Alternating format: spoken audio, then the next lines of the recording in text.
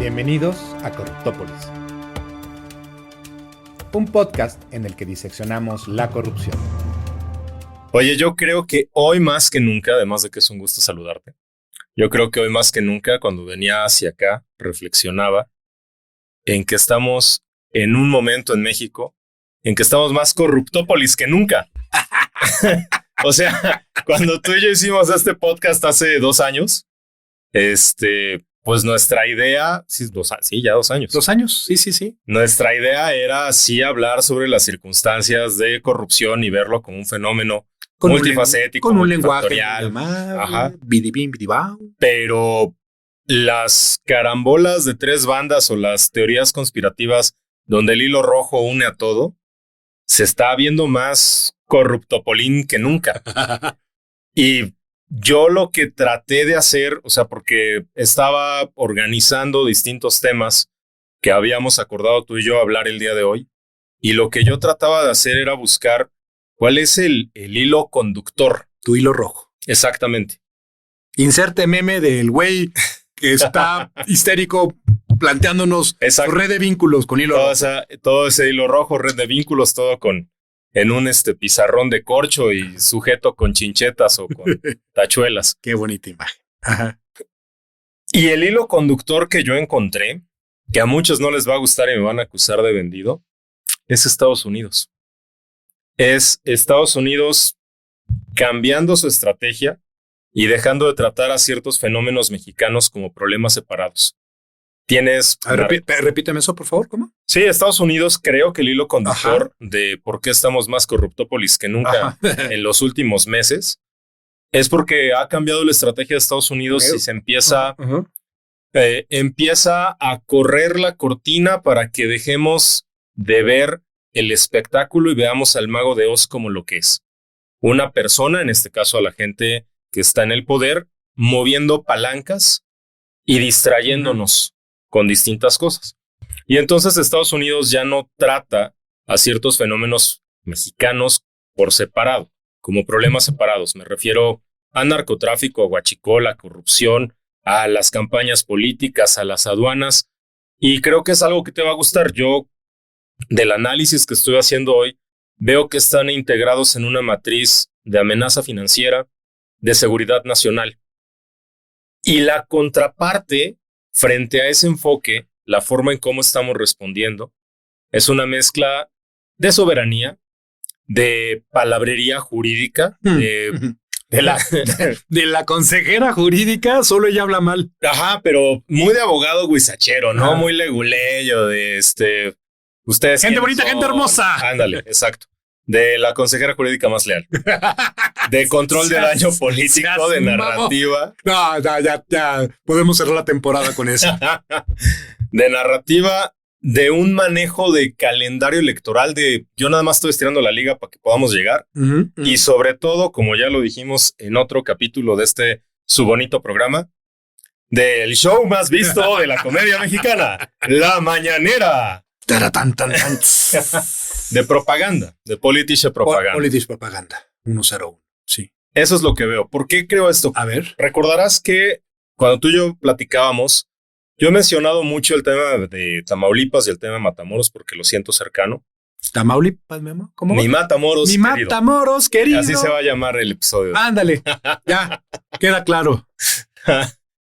Y todo comenzó porque me resultaba muy duro que la cónsul norteamericana en Matamoros hubiera salido a dar condolencias porque algunos dicen que fueron emboscados, otros dicen que simplemente fueron atacados, pero lo cierto es que 2 agentes del Servicio de Protección Federal, que es como se conoce ahora a la Policía Federal que dependen de Harfuch, fueron atacados y uno de ellos fue herido de muerte, el otro continuó herido. Sí. Y a partir de ahí... Nuestra solidaridad. Exacto. A partir de ahí nuestra solidaridad, ¿no? Pero esto sucedió apenas el 17 de mayo. Lo que hizo el gobierno de México fue montar un operativo. Guardia Nacional, Guardia Estatal, reactivos. Ejército Mexicano, exactamente. Como siempre, como no estamos ya acostumbrados. Y oye, mira, ya paramos una camioneta, ya paramos esto. Pero esto se enmarca, o sea, tener un funcionario norteamericano diciendo, oye, esta gente son mexicanos que cuidaban al consulado. Pero esto se enmarca en esta tensión entre México y Estados Unidos, donde desde el episodio pasado a la fecha, pues ya fueron 2 funcionarios de los acusados en el indictment contra la Rocha Moya et al. Ya fueron 2, uno de ellos... La arrolladora banda Sinaloa. Está muy buena. Uno encargado de finanzas y el otro encargado de la seguridad pública, a ser testigos colaboradores de los Estados Unidos. ¿Me dejarías hacer una pequeña pausa? Adelante. Sirve que tomas traguito de agua. Ahorita estoy en comunicación con varias empresas que están en Sinaloa porque quieren zafarse el impacto reputacional o el posible riesgo de contagio. Ajá. Espero que tu empresa no se dedique a sector primario en carnes. Pues, madres, güey, no me hagas eso, Rogelio. No, nada más di que no y ya, güey. Es que me parece un caso emblemático. No lo vamos a decir ni en voz alta ni en nada. Esa cosa, medio mundo del sector financiero la tiene señalada. Ajá. Y no pasa nada. Hasta ahí la dejo. El que entendió, entendió. Exacto. Platicando con estos empresarios, resulta que una de esas empresas tuvo business con el secretario de Finanzas. Ok. Pues cuando me lo plantearon, dije, no, puta. Se jodió la Francia. Yo ya veía, en mi cabecita loca, yo ya veía cómo llovían ranas y cigarras del cielo, cómo se teñía el Nilo de rojo. Pero fíjate que me hicieron un comentario.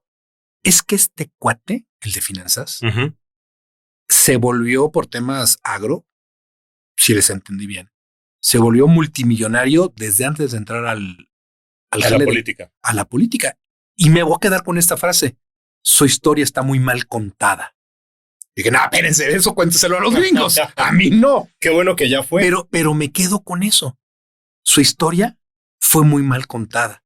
Y esta es una historia, la de la corrupción en México en tiempos de la Cuarta Transformación, que necesita ser, mi Roger, contada correctamente para que eventualmente todo mundo pueda hacer sus sumas y sus restas y llegar a sus conclusiones y que lo que está ocurriendo, el desastre que ahorita estamos viendo, que le decía yo hoy en la mañana al equipo de Adela Micha, oigan, ya pónganme abajo en pantalla un cintillo que diga información en desarrollo. Exactamente. Porque está cambiando esto a una velocidad brutal. Pero creo que esta historia, la historia que estamos viviendo hoy por hoy, de una corrupción tremenda, necesita ser platicada con verdad, con análisis fuerte.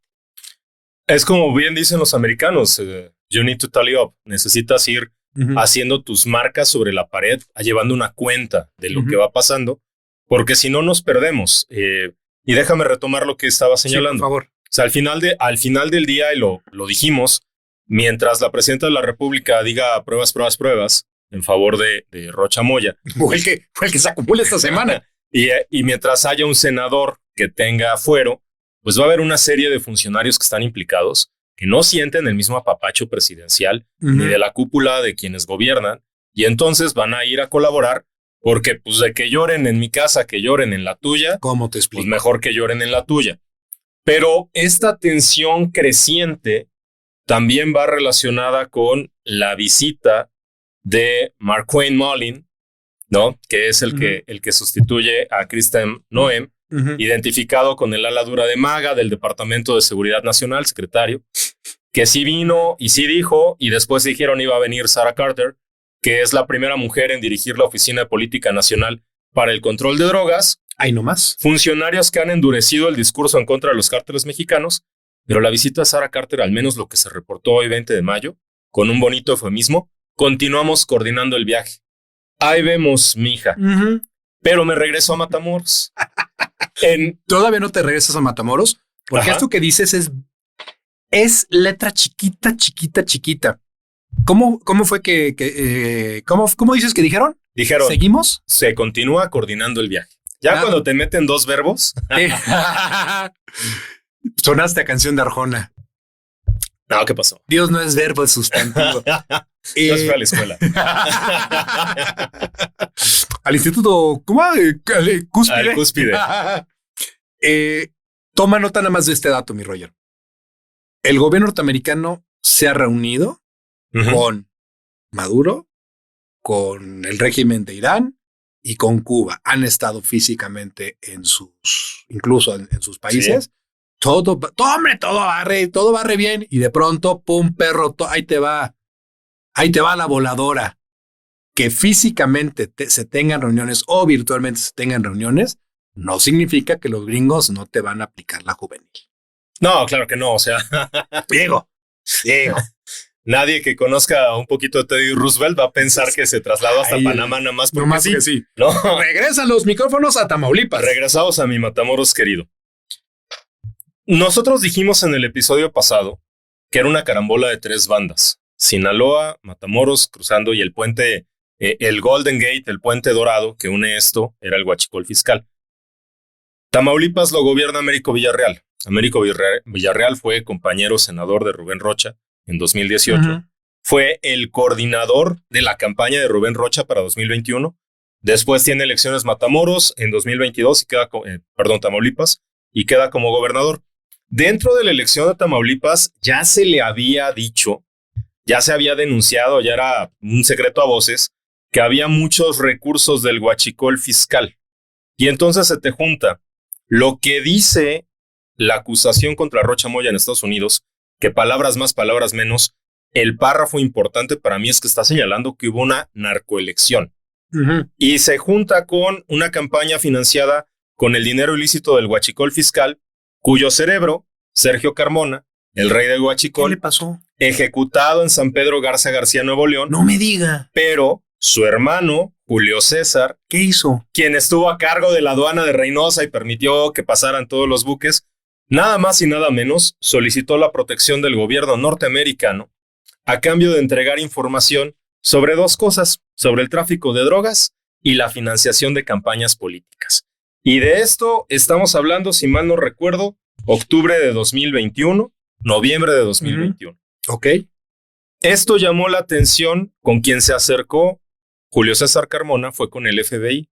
Pero el FBI, como en aquella canción de niños que decía, como veían que resistía, fueron a llamar a otro elefante, le fue a hablar al Homeland Security y después le fueron a hablar a ICE. Y entonces dijeron, oye, hay que hacer una investigación chula para presentarla ante el fiscal general y ante el Departamento del Tesoro de los Estados Unidos. Y empezaron a desgranar nombres que fueron en esto que dices de tenemos que llevar cuenta sobre la corrupción y contarla y narrarla y ver qué está pasando, señalados por Héctor de Mauleón en su última columna. Mario Delgado, ya lo habíamos dicho, Américo Villarreal, ya lo habíamos dicho. En este podcast no prejuzgamos sobre inocencia o culpabilidad. Allegedly. Dice, bajo presunción de inocencia. No eso me es lo consta. que están diciendo. Humberto Villarreal, hijo del gobernador Américo Villarreal. Rubén Rocha Ruiz, hijo del gobernador Rubén Rocha Moya. Eduardo Gataz, presidente municipal de Ciudad Victoria, Tamaulipas. Y alguien que les va a sonar familiar. Ricardo Peralta Saucedo, quien en su momento fue el apóstol de la 4T, subsecretario de Gobernación, director de aduanas, si mal no recuerdo, pero también la ex candidata de Morena Nuevo León, Clara Luz Flores, el ex secretario del gobierno de Baja California, Catalino Zavala, que hoy es vocero estatal de Morena, el alcalde de Fresnillo, Zacatecas, Saúl Monreal, y además... Que no ya anda pidiendo... Exacto. Pero es que de qué Monreal, o sea, tiene una piedra en Zacatecas y le pegas a uno, mano, ¿no? Pero eso se junta con unas declaraciones que el actual diputado federal por el Verde y exalcalde de Matamoros, Mario Alberto López, dijo que sí, que claro, que quien había llevado el Huachicol Fiscal, al rey del Huachicol Fiscal, a Morena y quien les había acercado y quien les había dado la lana, era Sergio Carmona. Y que él y alguien más que se llama Carlos Peña eran los únicos que no le habían tocado nada.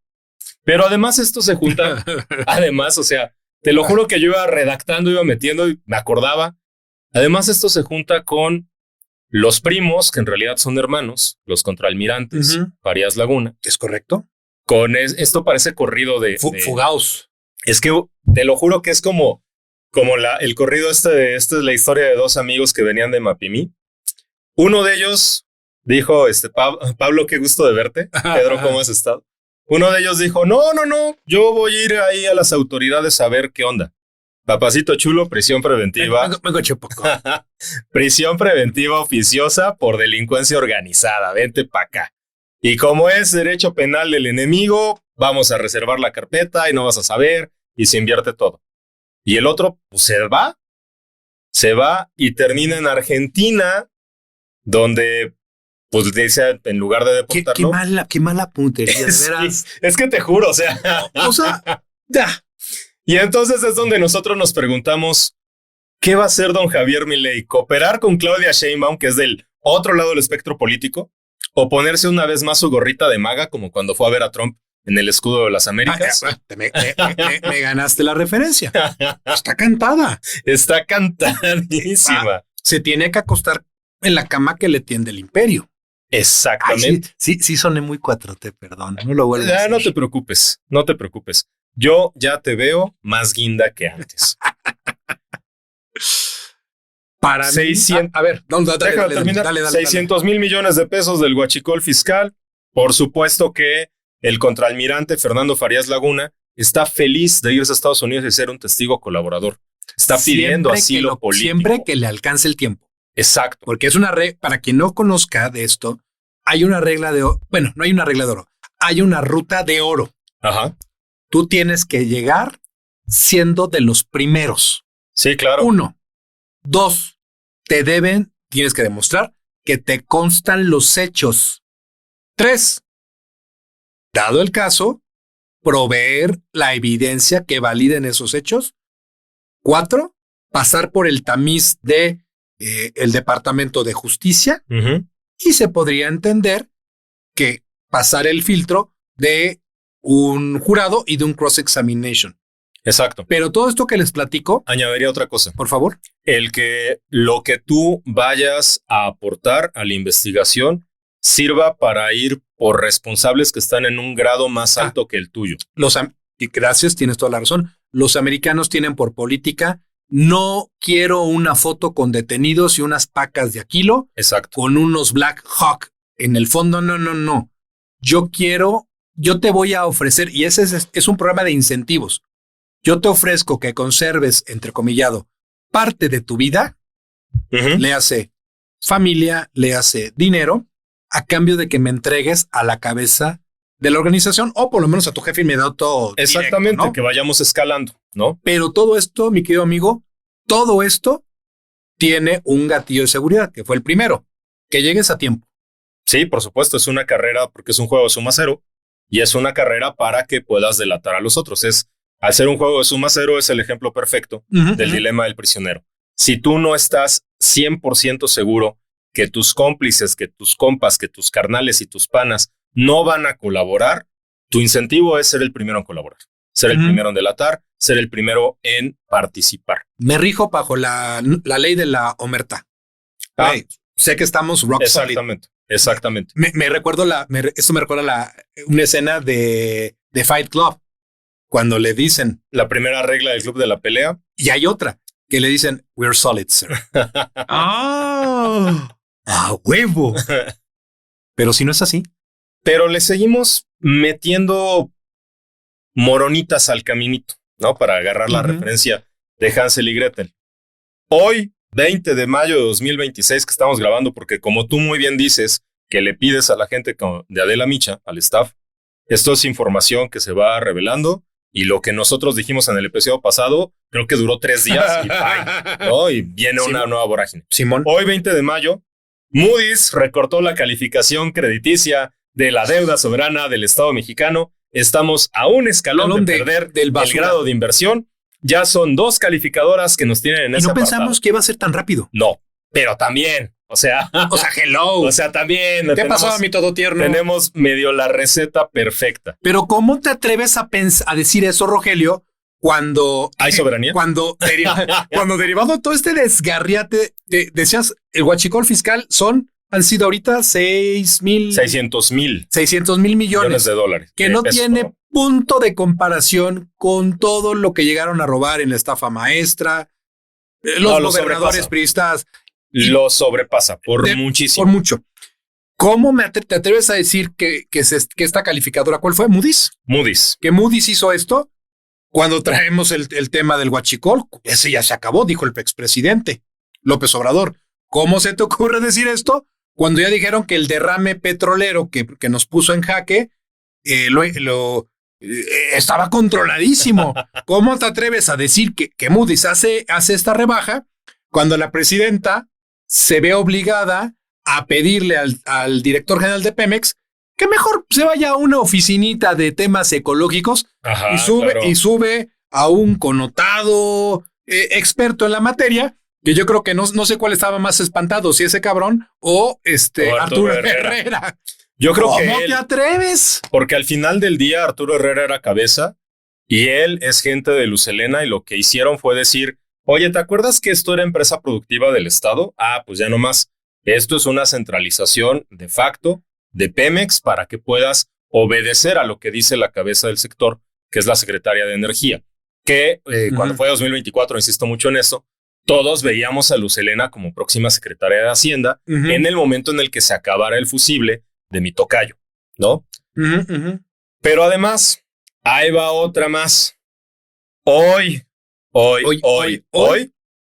manda doña Claudia Sheinbaum la iniciativa de reforma constitucional para aplazar la elección judicial. ¿Cómo cerramos? Tal como lo habíamos dicho nosotros, que dicho sea de paso, obviamente cuando salió el episodio lo habíamos grabado 4 o 5 días antes. Ya lo habíamos dicho, pero lo que yo mencionaba desde que leí esta iniciativa es que hay una manzana envenenada, hay un dardo ponzoñoso dentro de eso. Una poison pill. Exacto. Que es volver a meter el tema de que la revocación de mandato de la presidenta coincida con la elección de 2027. La empatación de los... La empatación, y que entonces la presidenta, la mañanera, no solamente sea politiche propaganda en el sentido estricto, sino sea propaganda electoral en el sentido más amplio. Ya sin y que pueda sin tener vergüenza, ¿no? Recorrer el país emulando al de nuestro líder macuspano, bajo el pretexto de yo nada más quiero decir que me gustaría mucho contar con su apoyo para la revocación de mandato. Más allá de que se pervierte un mecanismo legítimo como la revocación, porque como su nombre lo indica, quienes lo tendrían que pedir serían quienes quieran revocar el mandato, retirarle el mandato, y no tendría que ser una reafirmación de mandato, que es lo que está buscando el poder. Pero, y con esto suelto mi última carta sobre la mesa, esto ya no es baraja, esto si ustedes gustan de ir a la Friki Plaza, estas son mis posiciones en horizontal y en vertical de mis cartas de Yu-Gi-Oh! Ándale. O de Magic. Ok. Pero el último. A ver. Ahí te va. Pero espérame. Hoy también ocurrió algo. A ver. El Departamento del Tesoro. A eso iba. Dale para adelante. A eso iba. Es que según yo fue ayer. ¿Qué? Ayer, hoy. A ver, escupe, Lupe. Ajá. Hoy yo hablo del comunicado de la Casa Blanca para restaurar la integridad del sistema financiero norteamericano. ¿Hablas de lo mismo? Sí. ¿Sí? Ok. Dale. Y yo nada más me reservo desde este momento mi derecho de apuntar ciertos datos económicos macro al respecto. Lo único que yo debo de decir al respecto es que el 19 de mayo la Casa Blanca emitió un comunicado mediante el cual nos informaron que se firmó una orden ejecutiva con algo llamado Restoring Integrity to America's Financial System. Es decir, vamos a hacer de nuevo grande al sistema financiero de los Estados Unidos. Eso es lo primero. Y lo segundo es que el Departamento del Tesoro hoy designa a unos compañeros del cártel de Sinaloa, lo suben a su lista negra de la OFAC y todo esto, lo que ya conocemos muy bien. Pero ¿qué crees? Dentro de todos estos designados hay unos cuates que manejaban el blockchain de los chapitos. Es decir, ¿eran criptobros? Eran criptobros. Pero escuchando corrido tumbado. Corrido tumbado. Oye, ¿me estás diciendo que lograron detectar a un grupo de lavadores de dinero de los chapitos, porque ya no se vale decir, creo que ya no se vale decir cártel de Sinaloa. No. De los chapitos. De la facción, de la Chapitza. Sí, o sea, me estás diciendo que agarraron unos güeyes que están entrenados para generar disimulo. Mírame con disimulo. Para generar disimulo en un ecosistema que es complejísimo como el tema cripto. Sí, te estoy diciendo que los agarraron. Pues perdóname la vida, fúname, pero para mí eso no es otra cosa, sino la consecuencia de que ya les están poniendo el dedo los que han sido detenidos, extraditados, expulsados. Claro. Y eso me va a llevar, cierro para que tú retomes la palabra, eso a mí me permite decir, voy a reutilizar esta famosa frase, ciego no es el que no puede ver, es el que pudiendo no quiere. Yo pensé que ibas a decir, los perros a los 5 días abren los ojos y los pendejos nunca. Pero no. Nada más voy a hacer una anotación al margen. Me llama mucho la atención lo que mencionas de los criptobros bélicos, porque al final del día es algo que tú y yo ya habíamos mencionado en algún episodio de este podcast, que poco a poco se va apareciendo al libro de la biblioteca, al cuento de la biblioteca de Babel de Jorge Luis Borges. Ya parece que en algún momento dijimos ya algo en algún episodio. Ya andamos muy Simpsons. En algún momento hay un episodio de Corruptópolis que lo explica. Quienes no nos conozcan no saben lo profundo de lo que acaba de decir Rogelio. ¿Por la referencia a Borges? ¿O a los Simpsons? A los Simpsons. Para todo hay un episodio de los Simpsons. Ajá. Para todo. En algún momento se dijo en Corruptópolis. Si quieres hablar de corrupción en México, échate un clavado a Corruptópolis. Y en algún momento lo dijimos y dijimos, oye, es que es obvio que las generaciones van cambiando y si en algún momento tomabas el expertise y tomabas la experiencia práctica y el conjunto de conocimientos que tenían gente en la agricultura para que pudieras hacer tus sembradíos, conforme le vas avanzando, pues también consigues a químicos y lo mencionamos. Y mencionamos los casos de por qué hay gente en las universidades autónomas de Sonora, de Sinaloa y de Baja California en ciertas facultades, entre ellas las de ingenierías, en específico la de química, y entre otras la de derecho, y entre otras las de contaduría, para buscar y reclutar perfiles que puedan ser afines a ciertas operaciones que requieren unos skills distintos de solamente jalar el gatillo de una K-47. Y por eso hay contadores que ayudan al narco y que pasaron y que están estudiados y posgraduados incluso en las mejores universidades de México y el extranjero. Sí, es correcto. Ya hay verdaderos cerebros financieros, gente muy metida. No me sorprende que haya criptobros bélicos. Por supuesto que no. Pero lo que tú dices es muy importante porque poco a poco lo que va haciendo Estados Unidos es poner los puntos sobre las IES o como dicen allá, crossing the T's and dotting the I's. ¡Oh, qué elegancia la elegancia! Ahora, por lo que tú mencionabas del comunicado de la Casa Blanca, mi lectura, porque yo no soy un experto financiero, eres tú. Yo soy un experto financiero público, eres un experto financiero privado, pero mi lectura desde mi parcela de conocimiento, que es la parte financiera pública, yo dije, qué grave, porque esto sí o sí va a pegarle a las remesas. Y me preocupa porque en México estamos ahorita en un panorama de estanflación. No hay crecimiento económico y hay una inflación, sobre todo en energéticos y en canasta alimentaria, que se va incrementando. México está creciendo al 0.8% interanual. No se están cumpliendo para nada las expectativas que ha hecho la Secretaría de Hacienda de 1.3 o de 1.5. Pero quitar esto de las remesas, que es un motor de consumo en México, tan es un motor de consumo que ya se nos olvidó que López Obrador presumía de las remesas. Cuando teníamos certeza de que algo estaba mal. Claro, nosotros lo dijimos, ningún país presume de remesas. Y López Obrador decía, pues de la India, nosotros somos el segundo país. O sea, López Obrador siempre fue segundón de la India, siempre fue su chavo. Primero de Narendra Modi, que era más popular que él, y segundo de las remesas que presumía. Savage. Hoy vengo muy de eso. No, sí. O sea, porque hoy el episodio se llama Mi Matamoros. Si nos pudieran ver en cabina, El Roger está pum, para adelante. Y su servidor, bracito tirando factos. Bracito cruzado, así hoy, Shimmy Roger. Roger, tírate unos factos tamaulipecos. Síguele. Tuvimos un sirenito justo al... Bueno, pero las remesas va a afectar durísimo a la economía mexicana, va a recortar más la expectativa que se tenga de crecimiento de la economía mexicana. O sea, las remesas representan el 3.5% del PIB. Déjame darte un comparativo.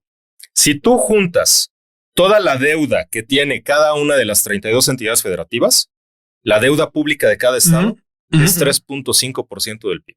Ahí nomás. Te lo juro, ¿no? Ahí nomás. ¡Pum! Da bomb. Y esto va a afectar la elección, porque los estados donde más se reciben remesas coinciden, se traslapan, se enciman, se interseccionan con los estados donde hay más beneficiarios de programas sociales. Chiapas, Zacatecas, Oaxaca, Guerrero, Michoacán. De los orgánicos. Sí, porque claro. Con ese pico de las remesas nos dimos cuenta, sobre todo hay un reportaje muy, muy bueno en El Sol de México, donde te hablaban de, más allá que te narraban cómo los halcones andaban con radios y sus motos checando a la gente, decían que había carrusel. Ajá, exacto. Había zonas que no son expulsadoras de migrantes, como la Ciudad de México. Sí, claro, que rompía totalmente la lógica, ¿no? De cuando acá. Pero bueno, un dato, nada más. Y parte de ese dato, cuando salió y lo discutimos, era por qué en la evaluación nacional de riesgo, centros transmisores de dinero estaba tan bajo. Yo te la respondo.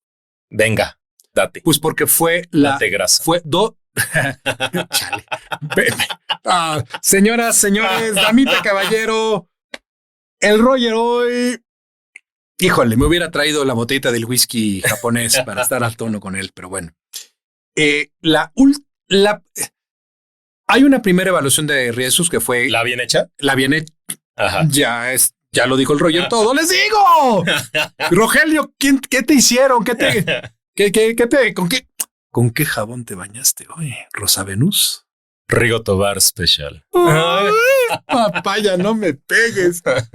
La primera evaluación nacional de riesgos fue hecho en el último jalón del peñanietismo. Pero, ¿qué crees? Bueno, estimada audiencia, ¿qué creen ustedes? Estuvieron involucradas en la UIF personas, no Alberto Vazquez, que Alberto Vazquez realmente no le manejaba mucho, pero él tenía un equipazo abajo de él, personas que tengo el honor de conocer y considerarlos mis amigos. Pero además involucraron al sistema financiero en su conjunto, involucraron a Banco de México, involucraron al SAT, todo el poder de Hacienda, cámaras. O sea, todo mundo dijo cámara. Comisión Nacional Bancaria de Valores. Todos, Poder Judicial Federal. Todo mundo participó y todo mundo lo hizo de buenas porque pintaba como un ejercicio de lo más interesante para saber dónde estábamos parados. Una radiografía de dónde, cómo, cuándo, dónde y por qué. Después de eso, entra Santiago Nieto a la UIF. Y después del hype inicial, que digo, yo sé que no, pero de verdad a mí me gustaría un día hacer un programa respecto de Santiago Nieto, que lo voy a titular acá como programa de TV Azteca, del cielo al infierno. Una madre así. Historias engarzadas con Salvador Mejía. Hoy me di cuenta que me tiró hate muy cabrón un abogado que ni su nombre pone. ¿El de Guadalajara? ¿El becario? ¿Qué? Otro. Otro. Ese es otro. También te odian muy seguido en redes, mi amigo. No sé, pero pues ya que. Y se me ocurre así 30 segundos que tenía yo de no tener nada que hacer y le pico a su perfil y tenía puros tweets de odio o de retuitear a otros güeyes que promovían el odio. Jurisprudencias. Pero tenía un tweet sobre Santiago Nieto. De lo más interesante que decía, y todavía hay güeyes que lo siguen mamando. Fino francés, no lo digo yo, lo dice ese usuario. Cuando pasa el hype de Santiago Nieto y la banda se da cuenta de lo que en realidad estaba ocurriendo, cómo estaba en la UIF, cómo se estaba manejando la UIF, la banda dice, pues haré lo necesario para dar la apariencia de que estoy colaborando. de manera tal que en la última evaluación de riesgo, que si no me falla, fue 2023. Sí, creo que sí. Y el dato te lo podré... saco mi computadora portátil, léase mi teléfono. Mientras tú lo buscas, yo cantaré. 2023, efectivamente. Fue la última y fue hecha con las patas. Ya no hubo, no solo no hubo información de fondo, sino que hubieron errores, imprecisiones o datos que nos obligaban a responder o a reaccionar, como tú lo estás más o menos diciendo, con un sonoro, no pinches mames. ¿Cómo que los centros camberos me lo estás poniendo como de riesgo medio? Exacto. No manches, güey. Citando a Bart Simpson, hasta yo sé que eso está mal. Y sin embargo, así estaba mapeado esto. Y no es materia de este capítulo, mi querido Rogelio, pero de verdad nos tendríamos que sentar aquí con comida, con bebida, con aire acondicionado, porque no lo saben ustedes, pero aquí en la cabina hace un pinche calor de agárrate, y dedicarnos a hablar horas. Encuérate. Soy Howard Stern. Manden enanos. Enanos, trabecos y strippers. Nos daría para una conversación, Rogelio, de horas, porque todo se va otra vez, tu hilo rojo del inicio. Exacto. Porque al final vimos que ahorita le empezaron a sacar a Santiago Nieto los pantallazos de las notas donde él dijo, se investigó la campaña Cerro Chamoya y de Américo. Y gracias. Y no de solamente Américo, eso, colaboró. Porque te acuerdas que quería, ¿te acuerdas? Y ninguna jaló. No jaló ahí. No jaló en, a ver, primero no jaló ahí. Ajá. No jaló en la Fiscalía de Quintana Roo. Ajá. Y no logró que jalara en Hidalgo. Exacto. Pero se lo están restregando hoy por hoy. Ah, caray. Oye, papacito, pues por favor pásale a rendirle cuentas ante el tribunal de la historia. En algún momento, mi verdad. En algún momento lo mencionamos y dijimos, oye, hay muchos que dicen, tú ya hiciste el examen de certificación de la Nacional Bancaria de Valores para ser oficial de cumplimiento, tú ya hiciste el examen de la UIF para ser certificado como oficial de cumplimiento, y tú decías, y decías muy bien, y te admiro mucho por esa entereza que te caracteriza, o el poder decir las cosas como son. Tú preguntabas, ¿acaso los titulares de esas unidades ya hicieron el examen? ¿Ya lo acreditaron? ¿Están certificados que verdaderamente saben lo que quieren instrumentar? ¿O nomás están diciendo esto estaría bien bueno? Porque esto lo que muestra en lo que tú señalas es, oye, imagínate que un oficial de cumplimiento saliera a decir, como lo dijo don Santiago Nieto, yo investigué y no pasó nada. Y luego saliera la perra realidad. Ups. Pues no le dirían, mijo, compraste el examen, ¿no? O sea, ¿quién te dijo que sabías de lavado de dinero? A ver, cuéntame. Pues el presidente me designó. Como jueces del bienestar, jueces del acordeón. Y eso, fíjate, mi Roger, me parece bien, bien importante, aunque no lo crean, esto tiene un hilo conductor. Porque esto, a mi juicio... no es un rant. Qué sabroso. Porque esto tiene, a mi juicio, tiene las características, cumple con lo esencial de los famosos círculos del fraude.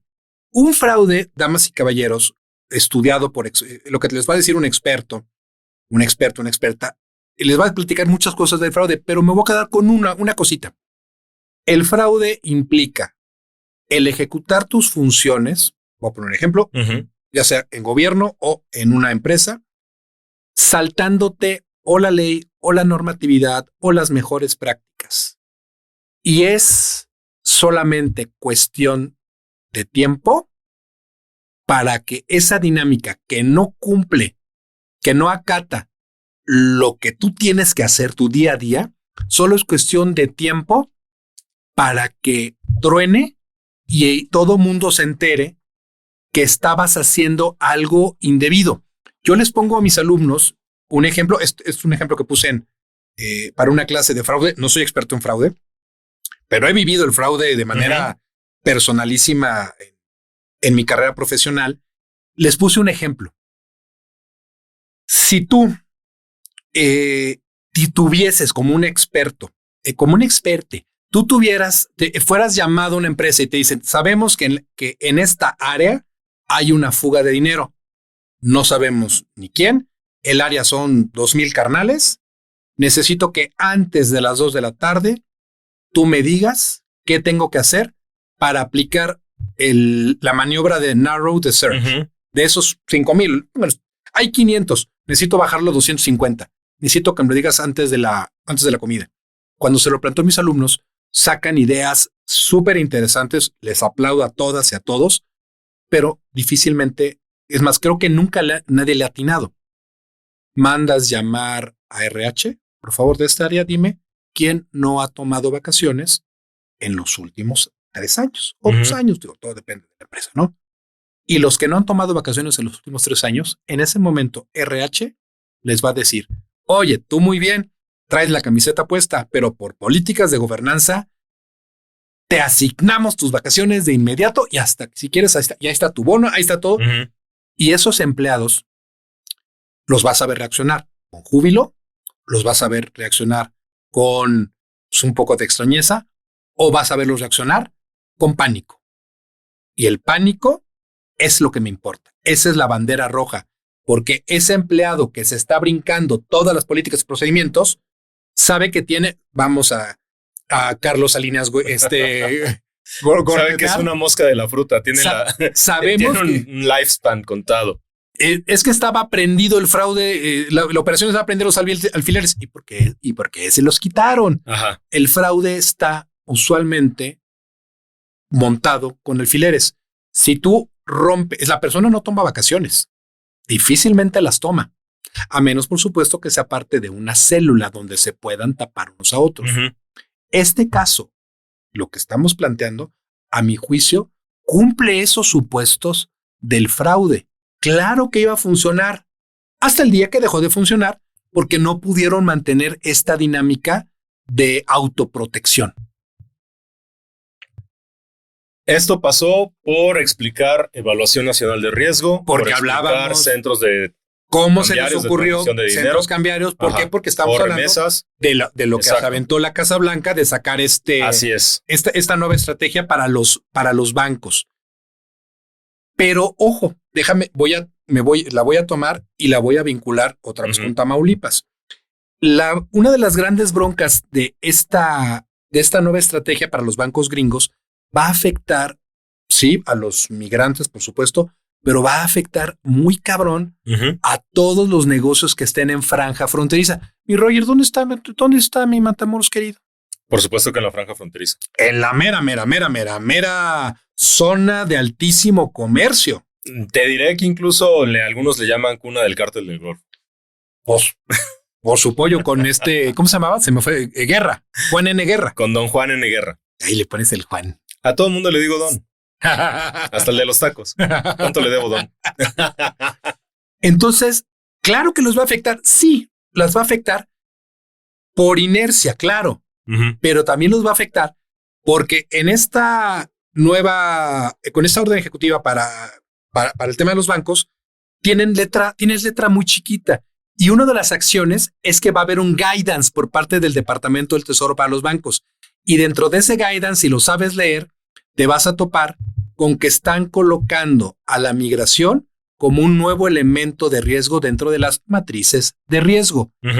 Y van a empezar los bancos, se van a ver obligados a lanzar nuevos protocolos de investigaciones de debida diligencia, van a correrlos para los clientes actuales y tal vez y solo tal vez va a haber una suerte de de-risking, es decir, van a romper relaciones con aquellos clientes que no puedan acreditar que son ciudadanos norteamericanos o que si ya son clientes, ellos digan, pues para mí que el apellido Ibarra me suena bien peligrosísimo. Vamos a cortar relaciones, por supuesto, pero hay un tercer factor. Los bancos van a comenzar a hacer investigaciones, insisto, más fortificadas, pero se van a estar fijando en lo que el gobierno de los Estados Unidos, y eso lo puse en un reporte que subí hoy a redes sociales, no es lo que el gobierno gringo dice que va a hacer, es lo que los bancos van a entender, van a parametrizar y van a ejecutar. ¿Me estás diciendo que parte del problema es la corrupción del gobierno de México y para efectos prácticos, el huachicol fiscal, el contrabando de combustible. Ajá. Ah, caray, infórmenme dónde está ocurriendo esto. Pues está pasando en Matamoros, está pasando en Tamaulipas en términos generales, está pasando en Sinaloa, está pasando en Veracruz, y van a hacer un mapa de riesgo y van a empezar a soltarse los chingadazos, y la ruta del dinero que ya tienen mapeada en Estados Unidos y que ya se está mapeando en México, así es, va a ir generando sí o sí más información cada vez más sólida y con evidencias para el día en el cual los gringos ejecuten su siguiente jugada. A mi juicio, acusar penalmente al gobernador en funciones de Tamaulipas. Esa la dije yo en la pasada. Si robo tweets, que no te robe factos.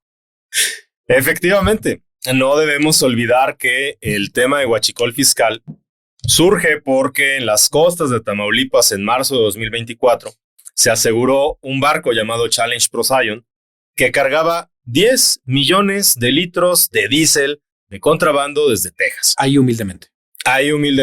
Y en Texas pasa por la refinería esta rara de la familia Jensen, Ajá. que eso está narrado en el episodio de Corruptópolis de Huachicol. ¡Qué rico huachicol! Pero bueno, retomando, yo lo que veo en este momento de la historia de México, lo que veo es, como tú lo señalabas en el episodio pasado, un endurecimiento de Estados Unidos, pero en donde ya no hay unas discusiones por separado. ¿A qué me refiero? Cuando fue NAFTA, sí. Una cosa era la cuestión comercial, era una mesa, y aparte venía la mesa de seguridad. Pero en un segundo lugar, o en una de esas hasta paralelo, dependiendo el momento, ¿no? En las mesas de negociación con Estados Unidos se movían por cuerdas separadas y arreglabas una cosa y después te volteabas a ver el otro. Tan es así que cuando Jorge Castañeda Gutman quiso cambiar la estrategia de hacer la whole enchilada y decir, es que hay que juntar el tema de migración con el comercial y con el de seguridad, todo el mundo se le fue a la yugular de la comentocracia mexicana. Le dijo, no, cabrón, estas van por separado porque nos pones en demasiada vulnerabilidad. Hay unos temas en donde tenemos fuertes, somos muy fuertes, y hay otros donde tenemos unas ventanas de oportunidad y unas amenazas gravísimas. Creo que lo que está haciendo Estados Unidos es decir, no, a ver, ya no nos podemos andar jugando todo esto por separado, porque tú, México, no estás jugando por separado. Tu clase política juntó narcotráfico con elecciones, con corrupción, con contrabando, con huachicol, y utilizaron sistema financiero norteamericano. O sea, sí, bájale 3 rayitas. Uno, empezaste a envenenar a mi base. Ándale, exacto. 2, penetraste mi sistema financiero y económico. Sí. 3, te rehusas a cooperar. Te rehusas a aceptar siquiera. Y esta va dentro de la lógica que planteabas en el episodio pasado, de decir, pues te va dejando las únicas alternativas posibles. Me explico. A mí mi papá me decía, ¿quieres para tu cumpleaños dinero o quieres un pastel? Yo creía que tenía libertad de elección, pero en realidad me daba nada más 2 alternativas. Y esto es una muestra de una relación claramente asimétrica entre mi padre y yo. Yo creo que lo mismo está haciendo Estados Unidos, como tú decías, de decirte, si quieres escoge con qué veneno te vas a querer matar. Pero estas son tus únicas alternativas en este momento. Es lo mismo. Posible. Es lo mismo. Con las dos algo madreado. Pues escoge la menos peor. Pues no hubieras hecho lo que hiciste, porque de esa manera hubieses tenido otras alternativas. Estamos viendo, insisto, en mi comentario de hace unos minutos, estamos viviendo la ruptura del, entrecomillado, del círculo virtuoso del fraude. En algún momento lo truenas. Y por eso creo que parte de, o sea, ¿cómo puedo dar el contrafactual que respalde lo que estamos diciendo? Creo que si no fuera de esta manera, no quisieran volver a insistir con el tema de adelantar la revocación de mandato, porque creo que esto está permeando en la base de voto popular de la población mexicana. Ahí están estos ejercicios que se han hecho en algunas ciudades de poner las mantas denunciando a los narcopolíticos y de repente hay ciudadanos muy preocupados porque no se manchen las estampitas Panini del Mundial o ciudadanos muy preocupados porque cómo están tapando los puentes peatonales o cómo se están colgando de infraestructura inmobiliaria urbana. No pinten la ciudad de morado. Y entonces, en realidad creo que sí es un tema que va agarrando cierta atracción y es una cuestión en donde si no alcanzamos a dimensionar cuáles pueden ser los cauces por los que esto puede ir saliendo, nos vamos a enfrentar a una elección en 2027 mucho más polarizada de la que vivimos en 2024 y en 2021. Ufa, man, ufa. A ver, es que, bueno, sí, tienes toda la razón del mundo. A veces es prudente poner un punto de, establecer un punto de comparación, una suerte de perspectiva. Yo quisiera en verdad que para las próximas elecciones el electorado entienda que el régimen de Morena terminó siendo no solo un régimen muy corrupto, terriblemente corrupto, sino que además pactó con las estructuras de la delincuencia organizada. Y eso nos costó un baño de sangre, eso nos costó que prácticamente fuera de la Ciudad de México el vivir con tranquilidad sea un deporte de alto riesgo. Y perdón que te interrumpa. No, por favor. ¿No viste el video de hoy de un motociclista disparando un arma enfrente de la Subprocuraduría de Delincuencia Organizada y de la FGR? ¿Hoy? ¿De Reforma? Sí. ¿Hoy? No, ¿Sí? ¿Eso me lo perdí? Sí. No seas mamón. Exacto. Ahorita terminando ahorita lo voy a buscar. No, bueno, por Dios. Disparos al aire. Madre santísima. Bueno. Pero que no haga una pendejada, ¿verdad? Para que hice luego. Exacto. Ahí te va la preventiva. Pero bueno. No, que le faltara la verificación porque corralón. ¡Jule, joven! No. Pues cómo. Esta es una falta muy grave. Muy gravísimo. No, yo le digo que conozco a alguien que se fue al altiplano por no tener la verificación. Bueno. Yo creo firmemente que la ciudadanía, y por eso comencé mi participación en este episodio diciendo, es que esta historia se tiene que platicar bien, sin pasiones, sin fobias ni filias. A veces uno le echa de eso, pero damos datos, echamos factos. Oigan, a quienes nos escuchan, generosamente nos escuchan, analicen lo que está ocurriendo, porque se viene un momento muy difícil en la historia de México. Rogelio ya les dijo que Standard & Poor's, Moody's, gracias. Moody's ya nos bajó mucho antes de lo que teníamos. Es más, lo llegamos a platicar. No, ¿y para cuándo será? Sí, claro. Nos hablaban de una predicción. Si no haces esto, y no haces esto, y no haces esto, te la voy a bajar. ¡Pum, perro! Ahí te va tu pachicleta. Esto fue mucho antes de lo que teníamos siquiera previsto nosotros.